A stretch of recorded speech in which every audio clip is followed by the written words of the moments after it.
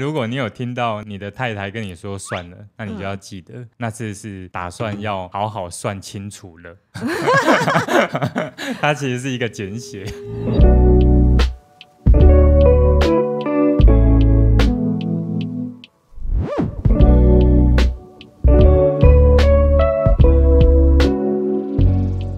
如果我们在一段关系当中，只要有人是表达需求，或者是表达他对这件事情的感受，都会被当成是情绪勒索。那很有可能到后来两个人什么话都不敢讲，反而呢那段关系会越处越糟糕。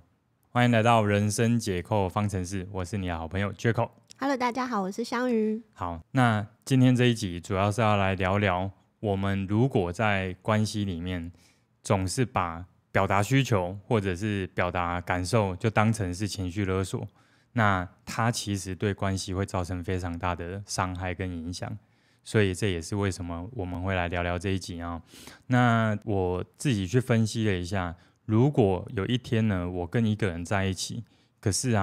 我们彼此只要是表达到情绪跟需求，都会被当作是情绪勒索，它会带来哪一些不好的反应？第一个呢，就是两个人的感情有可能到后来会越来越疏离。为什么你知道吗？因为你看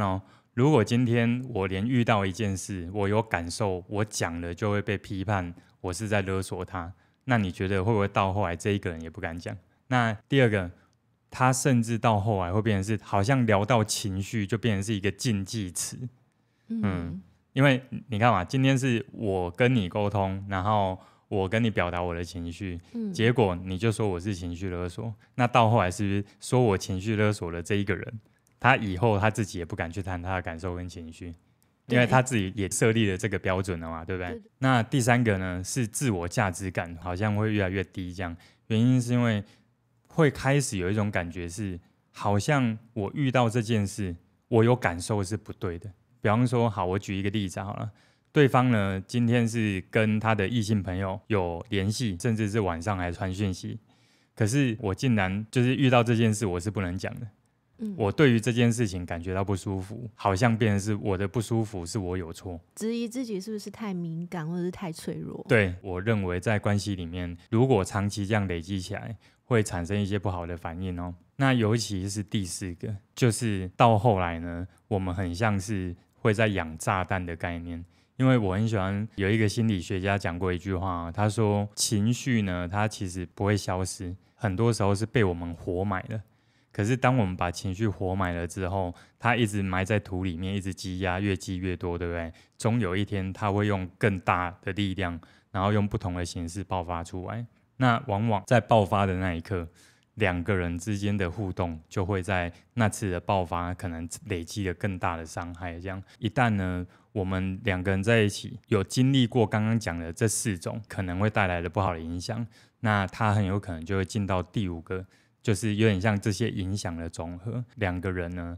很难去建立真正亲密的关系。我们之前有一集是在谈那个关系免疫力里面提到的，人跟人之间的相处其实是会有8种很重要的连结，那其中一个很重要就是情感连结。因此呢，我们接下来已经知道，哇，这件事情如果我们没有去正视它，把所有的沟通都当成是情绪勒索，确实会带来很大的不好影响，对不对？那这个时候我们就来聊聊，那我们该如何去定义情绪勒索？原因是如果我们对于一件事情的定义是不清楚的，或者是我们对一件事情的定义是不一样的，那很有可能各自在判断说，这个叫情绪勒索，这个就不是。那这样的话就很难取得一个共识，对不对？所以这里我先简单去定义情绪勒索呢，通常是要让对方感觉到有罪恶感，或者是好像对方要有那个义务或责任要为你做什么，或者呢是恐惧感。那以着要让对方产生这些感觉，进而去达到自己的沟通目的，那我们会先把这一个简单的定义呢，把它定义在它就是情绪勒索。OK，好，就是你刚刚讲到这个感到罪恶感啊，我就想到我有一对朋友，他们是夫妻嘛，又是他们，都是同一对象，他们现在还好吗？还好，就是他们礼拜天算是家庭日，就是会有一个默契一起吃晚餐，可能订个餐厅，就每周就是礼拜天的晚上会一起外出用餐这样子。可是我朋友就女生，如果她有安排工作，或者是跟朋友聚会，就是 miss 掉那一天的晚餐的话，那她老公就会算了，那你们要回来，那我也不饿啊，但他不是真的不饿。然后就不吃啊，要不然就是吃一些就是很廉价的白馒头啊之类的。然后我朋友会觉得说啊，我没有回去吃饭就会把他饿死这样子，好像他不应该星期日的这个时间分配给别人。我这样听起来很像是这个老公他是用吃白馒头或者让自己就干脆不吃饭然后用这一个行为去让对方有一种负罪感罪恶感。对这样其实好像有一点因为他还是可以吃得不错嘛，对不对？但是他如果心里是知道说，当他的太太在这个家庭日跟朋友出去，如果他自己没有吃得很好，甚至就不吃了，他太太会因为这样有罪恶感，而他又选择这样去做的话，确实这样有一点点隐性的这种情绪勒索。因为他是要让对方感觉到负罪感嘛，对不对？好，那我觉得如果说我们想要去解释一下这个定义，对不对？有时候只用一个故事可能不太够，那我们用一些例句来拆解，或许会好一点。香宇，你有没有准备啊？有啊。好，靠你了，大哥。那我这边准备了5个句子。第一个是你真的不改吗？好啊，那我也一样，以后你就不要怪我。这个应该说这个很可以算是情绪勒索，因为情绪勒索我们刚刚是有提到运用恐惧对方的罪恶感。对，那他比较像是运用恐惧，因为就是他有点像是威胁对方嘛，对不对？对。那想要用这个方式让对方害怕，进而到后来去改变。所以我觉得这一句他算是稳当当的情绪勒索。那第2句呢是你再这样我真的不知道我们还可以继续走多久。那其实这个逻辑跟刚才那句也很像你会觉得吗？都是用这种恐惧威胁，然后希望让对方可以更重视他的这个存在，然后让对方意识到自己该改变这样。好，那第3句呢就是随便你啊，反正你从来都不在乎我的感受，随便。我觉得这一个有点是运用到罪恶感的想法，随便你啊。因为我觉得这一句话的概念是就是反正你都不会在乎我的感受，那他就把自己塑造成是一个受害者，对，好像是我比较可怜，都不会有人在乎我，对，所以他其实这一段比较像是要去引发别人的罪恶感。对啊，就像我朋友她老公一样，你都不在乎我吃白馒头，他有可能到后来再进阶就会吃吐司边吐司边比较好吃。对对对，还不敢加蜂蜜这样要等有人离开然后偷偷加。那第4句是算了，反正我讲什么你也不会听，我就当做自己倒霉好了。那我觉得其实这一句的逻辑跟刚上一句很像对不对？就是算了啊，反正就算我自己倒霉好了。他仍然是创造一个是自己是受害者的形象，而且他前面还放了一个是算了，对，因为其实你不觉得在沟通的时候，如果聊到是随便啊，算了，你不会觉得这句话一丢出来，其实那个当下的感觉就不会好，讲的人这个感觉也不好，听的人感觉也不好。我蛮常讲这句算了，好像是一种自以为很随和，但是其实很在意。所以等于未来如果你有听到那个你的太太跟你说算了，那你就要记得那次是打算要好好算清楚了。它其实是一个简写。好，我忏悔。对，好，最后一句是我为你牺牲这么多，结果你却连这一点小事都做不到。哇，这一个我觉得它出现的情境应该蛮多的打比方说，很有可能也会是某些父母会对小孩子讲的，对，亲子，对不对？比方说他这个小孩子他现在已经长大了，爸妈可能就会跟他说啊，你小时候我为了要让你读大学，然后我们那时候多辛苦，那你现在长大以后你竟然还怎么样？我觉得这样的句型应该蛮常见的。对不对？所以其实我觉得这5个都算是情绪勒索。那我另外提一个，我们来交流一下，你觉得这样算是情绪勒索吗？好，打个比方说，就回到刚刚那一个先生跟太太的例子，太太在家庭日的时候，当天选择跟朋友吃饭，那先生如果想要沟通这件事情，他的说法是这样，他要说哇，其实我真的本来很期待今天可以全家人一起出去吃饭这样，所以确实你如果今天是跟朋友出去，我会感觉有一点失落这样，不然这样好不好？就是如果我们之后能够安排的话，你看要不要下一次我们家庭日的时候，尽量不要是因为朋友而约而取消这样。不过这个只是我想要跟你沟通的事情，对，不代表说你一定得做什么来让我开心或不开心这样。你们觉得刚刚这样的沟通方式还算是情绪勒索吗？听感会比较舒服一点，听感会比较舒服， 对不对？好，那我分享一个很简单的分辨方式哦。为什么刚刚换一个讲法之后，那个听的感觉会相对缓和许多？对方比较不会去判断说你是在情绪勒索他。其实他有3个很重要的自我觉察的问句，这3个问句是你可以准备要沟通之前问自己的。第一个就是说，你可以去问一下，我到底有没有把对方一定得去改变去做什么当成是解决我痛苦的唯一途径。第二个，尤其是第2个最重要的，就是我有没有让对方保有选择的空间。因为有些人是这样他说是好好说，但是当对方没有改的时候，他就会再吃一次白馒头然后馒头店的生意就会越来越好拿在你的面前吃给你看对，不管你走到哪里，他就会撕一片然后在你面前这样看着你吃下去，用面无表情的这样慢慢嚼这样戏精吗？对那对。第3个呢，是你接下来准备要去沟通或者是采取的行为，你究竟是希望让对方可以理解你，然后甚至去协调，还是呢你单纯是想要用那个行为去惩罚对方？所以如果我们可以用这3个问句，在每一次要沟通之前，你要去表达你的感受提需求之前呢，你先问一下自己，那这时候你大脑思考出来的沟通方法呢，相对就安全许多了。所以我们来解析一下刚刚我用先生的情境去跟他老婆沟通，我讲的那一段话，确实你家庭日要跟朋友出去，我有点失落，因为我本来很期待今天的吃饭这样，那能不能是之后如果我们再有家庭日，我们就一起多珍惜我们一起吃饭的时间这样。不过这个是我想要跟你讨论的点，不代表我跟你讲完之后你就一定得听或不听这样。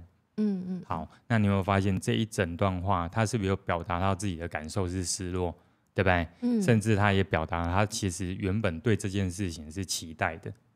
对，他很期待跟眼前的人一起在共处一些家庭日家庭时光这样。那最后他在提出他想要的东西之后，他是不是额外在讲这只是我希望跟你讨论的点，对不对？没有你一定得听或不听这样。那你就会发现当我们的沟通方式至少用这样简单的架构去聊，那对方感觉是情绪勒索的几率就会再大幅降低了。如果他连这样都还判断这个就叫情绪勒索，对不对？推荐大家你可以上网去搜寻情绪勒索的定义因为我没有去讲那个定义，是因为它的定义标准超级多的。然后我觉得有些时候是这样促进双方在相处的时候可以越来越愉快，对不对？往往是我们对于一些现在比较常见的一些标签情绪勒索然后讨好型人格我们对于这些标签的定义很清楚，而且是双方都一样清楚。那这样的话才会有一个共同的标准去探讨，比较不会有误会。那我想问，如果说我们感觉到被情绪勒索了怎么办？要怎么回应？好，那我们还是回到白馒头的例子好了又 cue 他们一整集都在聊馒头好，如果今天是我们的先生或我们的太太现在就在吃白馒头那我想要跟他沟通这件事，因为太太之所以这次跟朋友的聚会，我们先假设是说其中一个朋友接下来就要出国那接下来要再碰面的时间就很少了，所以他得把握这一次，对不对？那太太如果想要跟先生沟通，看到他在吃白馒头的时候，他不要跟他说你不要装可怜好不好？对，为什么？因为当有人真的是在情绪勒索你，可是呢你却去批评或指责他的行为，这个时候比较容易出现的就是对方反而会要么是跟你吵得更凶，要么他就更不理你，因为他就会觉得好啊，那如果我都已经是受了委屈了，然后你还要再指责我的委屈，那这样就没什么好讲了。所以啊，通常在回应这种情况呢，不要去探讨那一个行为，我们单纯去想，在这件事情里面，其实对方希望的是什么。如果对方他希望的就是以后的家庭日尽量不要因为朋友聚会然后而取消，那或许就可以跟他说，拍摄我今天家庭日没成行，然后我看到你吃白馒头，然后其实我自己也会有点心疼这样，但是我还是想要跟你说，我是很重视你的感觉的。这次之所以这个聚会一定得去，是因为其中一个朋友他出国之后，可能我要5辈子之后才会看到他，真的太可惜然后真的太可惜了，所以啊，就这一次啊，以后如果我真的还会不得已得跟朋友出去的话，我一定会提前跟你讨论这样。那不然我们下礼拜的家庭日，我们一起去吃哪一间你喜欢吃的，这样好不好？所以有些时候是这样哦，这件事其实不是大事，就是心里有一个需求而已，对不对？那我们是以着他的需求去跟他聊一个对他而言也相对感受好的方式，那这件事情或许就可以简单的小事化无。因为如果我们是让这样的事情不断的变成是一种指责，他每次只要又做这样的动作，我们就指责他又在勒索我们，是不是又回到节目一开始在谈的？那到后来都没有人想要去聊情绪，没有人敢去谈感受，两个人的距离就越来越远了，对不对？我觉得当我们是遇到那种别人在情绪勒索我们的时候，有些时候最害怕的就是到后来真的被勒索成功就范了。每次他只要出那一招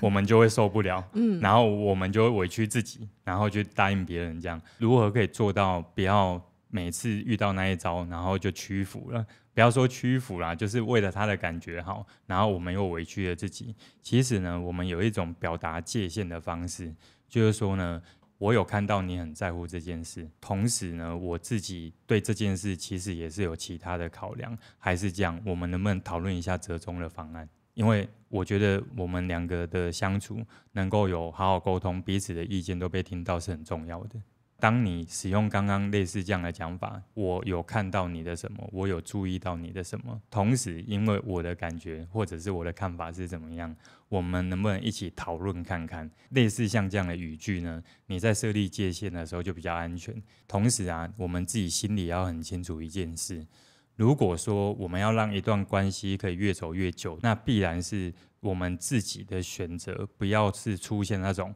每次答应之后我都在压抑，因为到后来势必会爆炸，不要去养那一颗炸弹。最后呢，我想做一下这一集的小总结。未来如果我们是在跟别人相处沟通的时候，我们不一定要去判断别人是不是正在情绪勒索我们，原因是因为反正每一次的沟通，别人的行为都必然有一个想要满足的需求，那我们只是以着那一个需求去探讨说有没有其他的方式可以去协调跟对话。那第二个呢，是我们也要去注意到一件事，当我在跟别人沟通的时候，我也要小心我是不是正在使用情绪勒索的手法。因为啊，当今天我是使用情绪勒索的方式去对别人，那别人就不一定会是用这一集节目教的方法去回应你，很有可能分享给他，不要，因为其实我一直以来我很害怕的一件事情，就是我们的影片被当成吵架的工具。对，就是直接分享或 take 给那一个人，我都觉得哇，我不确定这是帮你还是害你，你知道吗？真的，对，真的好，那他无意间的看到。或者就是他不断在家里靠近他近一点，因为现在的演算法是他会把影片推播给离他很近的人。哦，真的智慧装置好，这个是闲聊。好，那很开心我们就聊到这边了，我们下次见，拜拜。拜拜。